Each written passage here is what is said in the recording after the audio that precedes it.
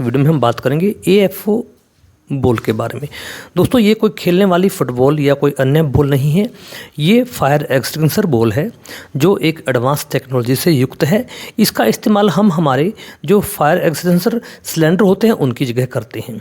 आज मैं आपको बताऊंगा कि ये कैसे काम करती है, आप इसे आसानी से कैसे लगा सकते हैं और लगाने के दौरान आपको क्या क्या सावधानियाँ इस्तेमाल करनी चाहिए। दोस्तों इसे हम कहीं भी हमारे घर में, हमारे ऑफिस में, हमारे किचन में या फिर हमारे सर्किट हाउस वाले बॉक्स में कहीं भी लगा सकते हैं जहां पर आपको आग लगने का अंदेशा हो। जो सबसे बड़ा इसका एडवांटेज यानी फ़ायदा है वो ये है कि ये अपने आप ही स्वचालित है, यानी कि ये अपने आप ही ऑन हो जाती है और आग को बुझा देती है। इसको ऑन करने के लिए या ऑपरेट करने के लिए हमें किसी अन्य साधन की ज़रूरत नहीं है, जैसा कि हमारा फायर एक्सटिंग्विशर सिलेंडर के अंदर होता है। इसके साथ एक बास्केट आती है जो काफ़ी हल्की होती है, PVC की ही बास्केट होती है और आसानी से आप 2 स्क्रू की सहायता से इसे आप कहीं भी लगा सकते हैं जहां आपको ज़रूरत है। दोस्तों इसका जो सबसे बड़ा फ़ायदा वो मैं आपको बता चुका हूं कि ये अपने आप ही ऑपरेट हो जाती है और वो कैसे वो भी मैं आपको आगे बताऊंगा। लेकिन इसको लगाते हुए आपको एक सावधानी इस्तेमाल करनी है।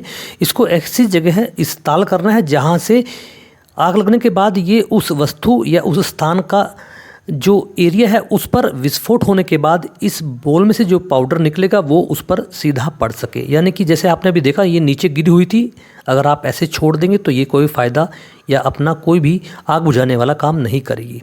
आपने देखा कैसे आसानी से हमने इसको लगा दिया है।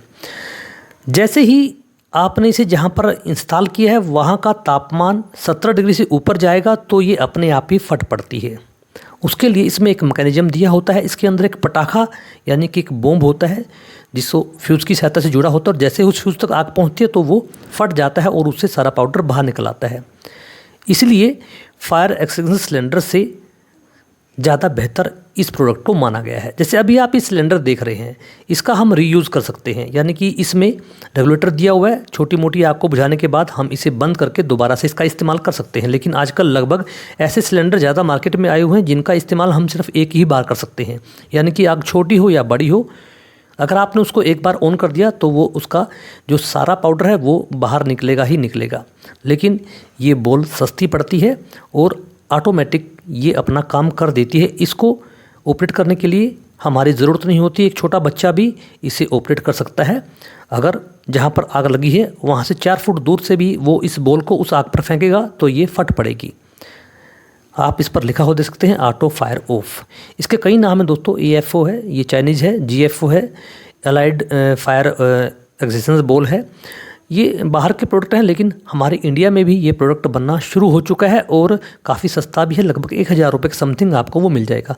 कोशिश करूँगा इसका कोई लिंक है वो मैं आपको दे दूँ जिससे आप इसके खरीदने में सक्षम हो सके।